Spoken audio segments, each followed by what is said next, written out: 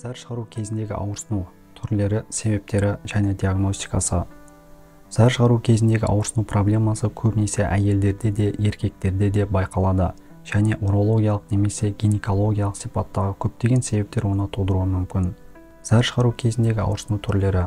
Зар шығару кезіндегі ауырсыну әртүрлі болуы мүмкін. Кейбір науқастар тек аздап ыңғайсыздыққа шағымданады, ал басқалары жану немесе кесу сипатындағы айқын ауырсыну сезімдеріне шағымданады. Әдетте ауырсыну уретрада сезіледі. Уретра дегеніміз қуықтан несепті шығаратын канал. Ауырсыну шап аймағына, жамбас аймағына немесе іштің төменгі бөлігіне таралуы мүмкін. Бәрі белгілі бір ауруға байланысты. Зар шығару кезіндегі ауырсынудың себептері. Зар шығару кезіндегі ауырсынудың ең көп тараған себептері цистит және уретрит. Циститтің қуықтың қабынуы негізінен инфекциялық сипатта болып, көбіне әйелдер проблемасы болып табылады.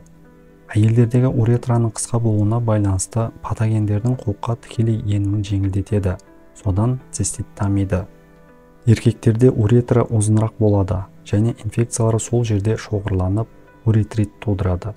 Зар шығару процесінде ауырсыну зар тас ауруынан туындауы мүмкін.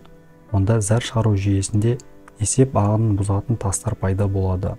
Мұндай жағдайларда пациенттер іштің және арқаның төменгі бөлігіндегі ауырсынуды, жиі зар шығаруды немесе оны ұстап қалуды, зардың бұлыңғырлануы алаңдатуы мүмкін.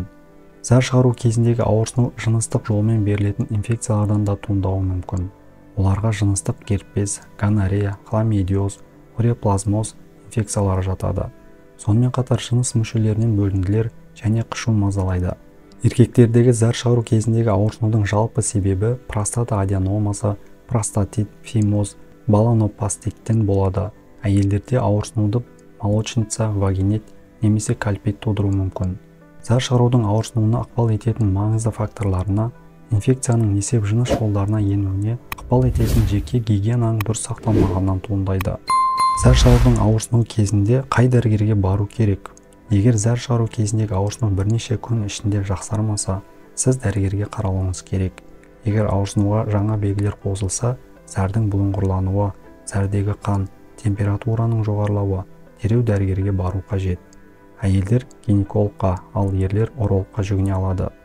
Консультациядан кейін бұл мамандар ауруды анықтап, емдеуді бастай алады. Зар шығарудың ауырсынуын диагностикалау және емдеу.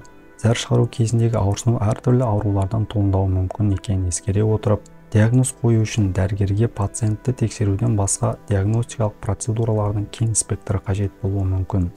Венерологиялық аурулардың немесе шартты патогенді микроорганизмдердің қозғағыштарына қан мен зәр анализі, бүйректің және қуықтың ультрадыбыстық зерттеуі, несеп жыныс жолдарының жағындылары тағайындалуы мүмкін. Емдеу зар шығару кезінде ауырсынуды тудыратын себептерді жоюға бағытталған және бактерияға қарсы, қабынуға қарсы, ыстықты түсіретін, саңырауқұлаққа қарсы және басқа препараттарды қамтуы мүмкін. Емдеу міндетті түрде білікті маманның бақылауында болуы керек. Өйткені қандай дәрі-дәрмектерді және қандай дозаны қажет ететінін өзіңіз анықтау мүмкін емес.